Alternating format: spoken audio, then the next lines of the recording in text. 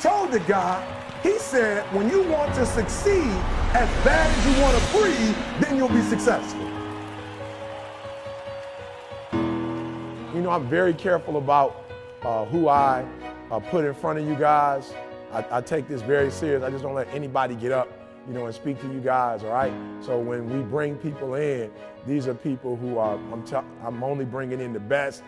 Without further ado, he is from Atlanta originally, went to the University of Tennessee and played football there, is a business owner now.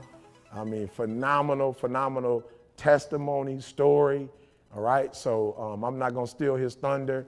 Please put your hands together for my guy and what I believe is going to be #1 speaker in the world, Mr. Inky Johnson. Put your hands together, guys.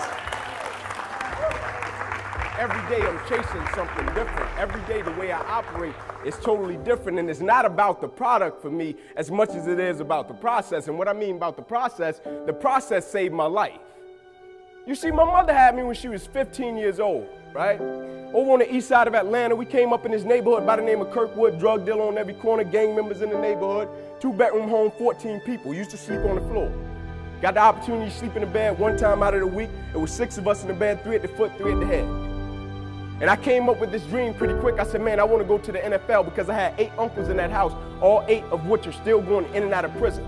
And so pretty quick, I said, man, I want to go to the NFL. And so I went to my big cousin tomorrow one night. I said, man, listen, I want to go to the NFL. And so we got to work for this thing. So the thing we're going to do every night, we're going to be patient. We're going to engage in consistent action. Every night, we're going to race light pole to light pole with no shoes. So every night we would get out in the street, race light pole to light pole. One night, a coach came down the street. He signed me and my cousins up for organized sports, right? First time being in organized sports. We get in organized sports. The thing was, after practice, everybody would leave to go home. And I always had to sit on the bench and wait on my mother because she worked at Wendy's. And so when my mother would show up in the park, it would be about 10 o'clock, 10:30 at night.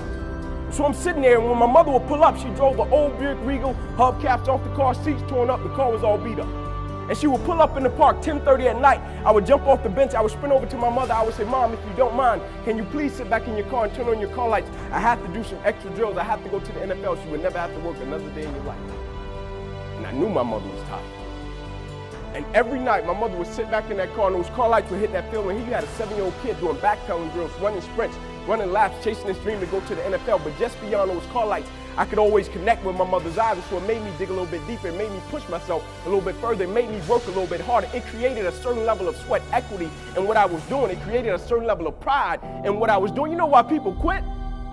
People don't have pride in what they do. You know why people stop? They're selfish, and it's just about them. But when you have a bigger purpose to why you're doing what you're doing, and you want to honor the sacrifices that others have made for you, it's nothing for you to keep going when you hit adversity. If every decision and choice you make is just about you, at a certain point you're going to hit something that's a lot tougher than you, and it's going to make you quit because you don't have a driving force for why you do what you do. But when I got up to the University of Tennessee, it was simple. It was simple for me to give everything I had. My freshman year, I played special teams. My sophomore season, I broke the starting lineup, had a really strong sophomore season. The summer heading into my junior year, I still remember the day where I was sitting in our film room, and I was watching film on the California Bears. My defensive backs coach, Larry Slade, came in the room. He said, Inky, I got some good news for you. I dropped the clicker. I said, what is it? He said, man, you're a projected top 30 draft pick, son. He said, all you have to do is play the next 10 football games. You're an automatic multimillionaire. I went out of the room. I called my mother and my grandmother on the three-way. I said, after this season, there will be no more struggling. I said, we would never miss another meal. I said, we would never experience another Christmas where we had to stand on the side of the curb and just be grateful. And I hung it up. First football game, I went out, played great, got an interception, shut Cal down. Second game, we're playing against Air Force, got late in the game, fourth quarter, guy dropped back, he threw the ball to a receiver coming down my sideline. Me and the guy, we went head on. As soon as I hit the guy, I felt as if every breath of my body left. Body went completely limp, fell to the ground, I blacked out. Never happened to me before. When my eyes opened, I'll never forget, my teammates ran over, they said, Ink, get up, let's go. I said, I can't. I said, I can't move. They said, what do you mean you can't move? You're out lockdown corner, man, we need you, let's go. I said, I know, man, but this time I can't move. I flipped my head up to the sky, I said, God, I said, surely nothing is happening in this moment that can alter my life. They got me over to the hospital, they took me back, they ran CAT scans, they brought me back into my room, and all in a 15-second time frame, the doctor came running in from the opposite side. He said, "Hey, get in here, we gotta rush this guy back to emergency surgery, he's about to die." I said, "What?" He said, "Son, you have busted up the subclavian artery in your chest, you're bleeding internally, we have to rush you back, take the main vein out of your left leg, plug it into your chest in order to save your life." When I opened my eyes from recovery, the same doctor was over me. He said, "Son, has some good news and some bad news for you." I said, "You got some bad news for me?" I had to tell him I was about to die. I'm still alive. How bad can it get? I'm still here. He said, "The good news is we saved your life." I said, "Thank you, sir." He said, "The bad news is, Ink, you have nerve damage in your right shoulder." I said, "Okay, cool."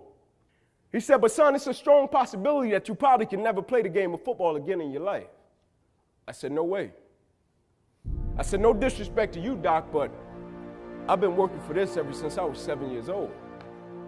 I said, "No disrespect to you, doc, but you wasn't in the park with me and my mother when I was 7 years old and she was sitting in that Buick Regal. She got done working at Wendy's. No disrespect to you, doc, but you didn't come up in that 2-bedroom home, 14 people sleeping on the floor. No disrespect to you, doc, but you didn't miss those meals and stay focused and never made an excuse. I never cheated. I never cheated. Like my conscience still until this day won't let me, like I can't cheat. I can't look myself in the mirror and say, Ink, you did a good job knowing that I cheated. I can't cheat. One of the greatest pieces of advice that my mother gave me was this: son, whenever you start, you make sure you finish it.